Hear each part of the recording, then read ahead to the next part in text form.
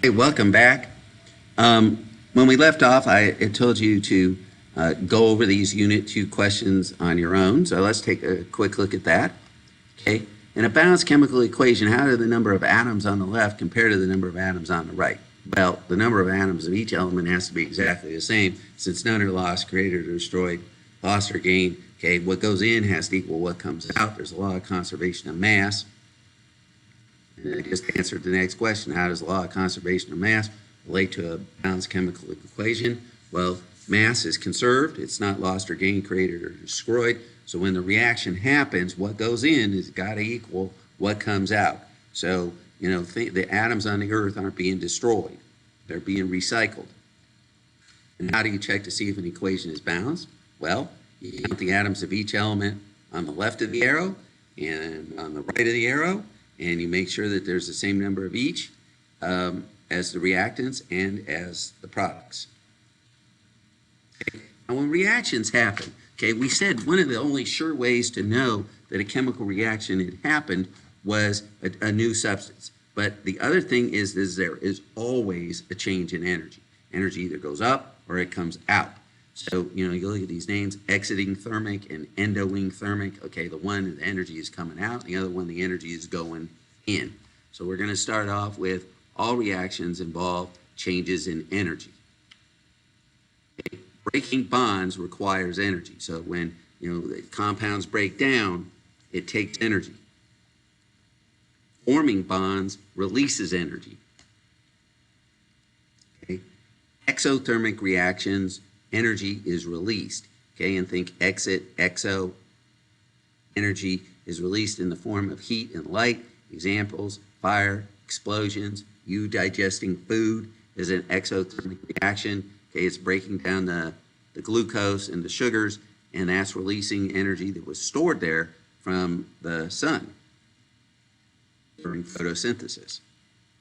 Endo, N, means energy is going in and it's absorbed, okay, and it's actually stored in the chemical bonds as chemical potential energy.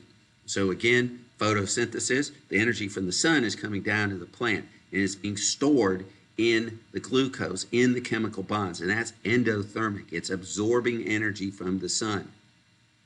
And then when we digest that same food, it's exothermic. That stored energy from the sun is released into our bodies. It's no magic that we have energy to move around because that energy came from the sun and it was stored in the chemical bonds in the glucose as chemical potential energy. And then during digestion, our body releases that chemical potential energy and we have to be able to move around. Okay? Endothermic reactions usually feel cold because they're absorbing the energy around. So if you think even about photosynthesis, when you're standing under a tree in the shade, it's cooler than if you're standing under the shade from a building, okay? And that's because the tree is actually absorbing the energy from the sun. It's not just the shade. I mean, sure, it's providing shade and it's blocking the sun, but not only is it blocking the sun's energy, it's actually absorbing it and it's storing it in the sugars. So the shade of a tree is much cooler than the shade of a building, okay? Because it stores energy, it's absorbing it from the surrounding area, and it feels cold. So when it reacts, okay, it's bringing it into the reaction. It's like it feels cold because it's taking the energy out of you and putting it into the chemical bonds. Okay, so we have an example over here, decomposition of water, okay, and breaking bonds, breaking this water apart requires energy. Okay? And we're going to look at this little bill now. It requires energy. It requires electricity. So if you run electricity through water, okay, you get hydrogen gas and oxygen gas. And the energy, the electricity, is actually stored in these chemical bonds over here. And then if we have the hydrogen and the oxygen gas from this reaction, where the chemical energy was stored in the H2 and in the O2 is chemical potential energy. The energy was stored over here, okay? If we start this reaction so that the hydrogen combines with the oxygen, it'll release energy, okay? And forming bonds releases energy, so it'll release energy when it turns into water. Okay? So this is exothermic. Okay, if you had this hydrogen gas and oxygen gas and you started the reaction, energy would be released and it would be heat and light. We would see an explosion. And it's endothermic. When it requires energy, energy is going into breaking the water apart and it's being stored in the hydrogen and oxygen. Now, chemical reactions happen when the electrons, which are in everything, hook together. Now, here's a chemical you may have heard of. It's called H2O. You know what that is? That's right, it's water. Now, water is 2 parts H and 1 part O. Now, look, we're running electricity through the water, and these bubbles are forming. These are 2 gases. One of them is H, and the other is O. One of them is hydrogen, and the other is oxygen. And look, there's twice as much hydrogen as oxygen. H2O. Isn't that cool? Now, oxygen's in the air we breathe. It's what makes iron rust. It makes our blood turn red. Now, right here, we have a piece of iron, which is steel wool. We're going to run some electrons through it and make it react with the oxygen in the air. It's pretty dramatic. Yeah, see how it glows orange? Yeah, that's fine. Glowing pretty good. But over here, we have a plastic chamber that's full of oxygen and another piece of steel wool. Now watch what happens now.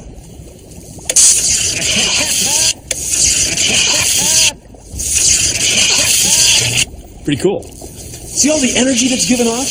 And the energy's given off because the electrons are recombining with other electrons, making a chemical reaction. So in this reaction, energy is being given off. And in this reaction, we ran energy through the water, and it separated into hydrogen and oxygen. Now what would happen if we let these two recombine? We should get water again, right? But we should also get a little energy. Well, we can do that. Notice how the energy has been stored from the batteries is now in the chemical bonds of hydrogen and oxygen. Because in this balloon, we have hydrogen and oxygen mixed together. And when they recombine, we'll get just a little bit of water vapor, which will end up in the room someplace. And we should get a lot of energy. The energy necessary to start a reaction is called activation energy.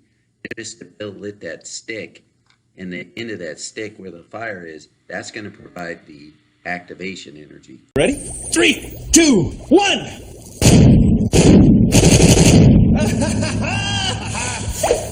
Now that's a chemical reaction. Energy that was stored from the batteries originally, and then it was stored in the chemical bonds of the hydrogen and the oxygen. That stored chemical potential energy was released when we saw the big explosion. Now, sometimes people want to photosynthesis is endothermic. When we digest, it's exothermic. Now, sometimes people want to speed up reactions. And they use something called a catalyst. Our body has catalysts and enzymes that speed up digestion. So that's another example.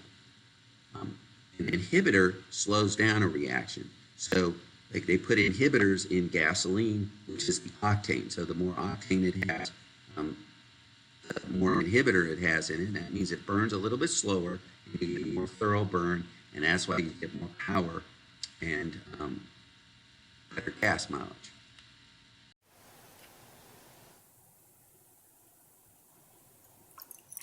This is a quick little demonstration of an endothermic reaction. I want you to take a look right now at the thermometer where he's starting, and you can see that the thermometer in the vinegar is about 19 degrees. And he's pouring the vinegar into the thing, and you can see the temperature starts to go down right away. It's going down as 18, 17, 17.2, 16, 16.7, 16.6, 5, 4, 3, 2, 1. So it's endothermic because the heat is going into the chemical bonds and being stored. So it's taking it from the surrounding area. It's taking energy out of the thermometer and making its temperature go down.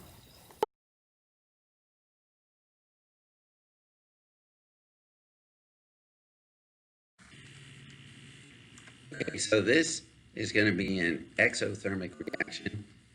You can see the kid put the steel wool in some vinegar and wrung it out. The vinegar is actually a catalyst. And then he put the steel wool in this jar. It's a catalyst for the oxidation reaction. Nice poking a thermometer in there, and we should see that heat is released. And you can see by looking at the thermometer, the temperature's going up. It's 78, now it's 79, 80, 80.5, 80.6. So it's definitely going up in temperature, and so it's getting warmer.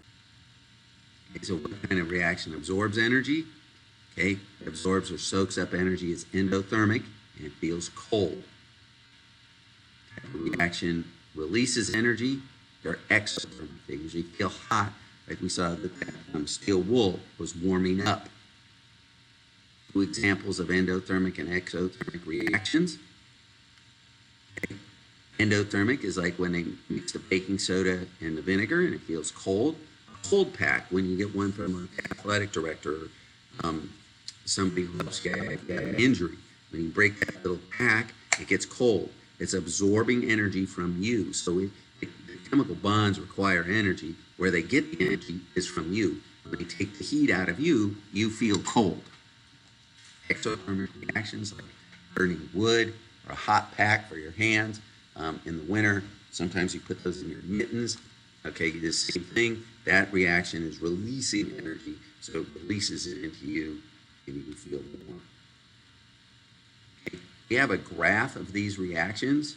Like all things, it seems like we end up with a graph. Okay, so this reaction is going to show the energy level of the reactants and products as time passes. Okay, so this is going to be time on the x-axis. This is going to be the end of the reaction. And this is the start of the reaction. Okay, and on this axis, we're going to have energy. So our line starts right here. So this is the energy at the beginning, and then it goes along, and it goes, there's a bump, and then it comes out, and then this is our ending energy. So this is the energy at the end. Okay. We have the reactants. So this is the energy level of the reactants at the beginning. So they have a lower energy level. And then the products are going to have a higher energy level. Okay, because it shows over here, the energy is up. Okay. Now, this is the reaction that we saw Bill doing. So energy from electricity was stored in the hydrogen and oxygen. So they have more energy than the water did because it's stored in the chemical bonds. So the energy at the end is higher than the energy at the beginning.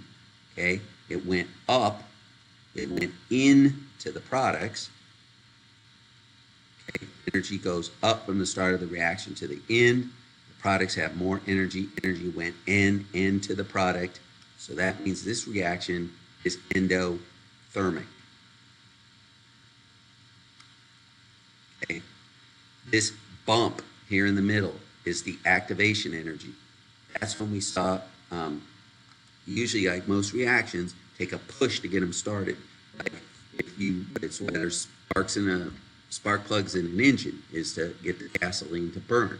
It's actually a good thing that most reactions just don't start on their own. If they did, things would just be exploding and burning all over the place. Okay.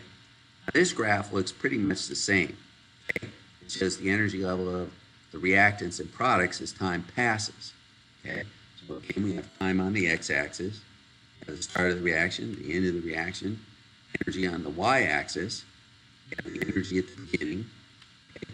None of this has changed. We have energy at the end, we have the reactants at the beginning, we have the products at the end. Okay? We have, if we go over to the y-axis, this is the point where this is the energy at the end. So this is our start, this is the end, so energy went up. Okay, energy went in, so this is endothermic. And the only thing difference is we see this lower bump here. Okay, this was the initial activation energy, what it would take to push to get the energy started. Okay, we see that there's a lower activation energy here. Okay, so I covered up sort of the first activation energy level bump, and this second activation energy, this lower one, where it's only that high, that's activation with a catalyst. That's why the catalyst speeds up the reaction, because it makes getting over this hump and getting the reaction going easier. So the only really difference between this graph and the last one is this one shows an endothermic reaction with a catalyst. Okay, so all a catalyst does is lower this activation energy. This one's exactly the opposite. It shows the beginning of the reaction is over here, and the end of the reaction is over here, so we still have time on the y-axis. This is the start of the reaction. This is the end of the reaction. So over here, this is the end of our reaction where the line is. Okay. Again, on the y-axis, we have energy. Now, this is what I put the reaction from Bill Nye. These are our reactants that we got in the first graph, the hydrogen and the oxygen. And we're going to make the product water. So this is the energy level of the reactants at the start, and it's high. This is the energy level of the products at the end, and it's lower. Okay, so if we take and go over to the y-axis, the energy at the end is less. It went down than the energy at the beginning. Okay, so if we recall, energy from the batteries was stored in the hydrogen and oxygen that came from the first reaction. So that's why the energy level of the reactants is up. Okay, because in the first graph it went up. So these start where that reaction left off. Okay, and then the energy necessary to start the reaction is the activation energy. Bill has it on the end of that stick. Okay, so again, it takes usually a push to get a reaction started. So the hydrogen and the oxygen in the balloon isn't just exploding on its own. He had to touch it with the stick. That was the activation energy, is the energy to get the reaction started. Putting a bunch of paper under wood to get the wood to burn. Okay, you give that little push, get it started. Okay, and then energy was released. We saw the explosion on the video. That energy for the explosion had to come from someplace. It came from this stored energy in these reactants. This is the energy that was stored that came from the batteries in the first reaction. So it's released when it makes this product water. So the energy of the products goes down.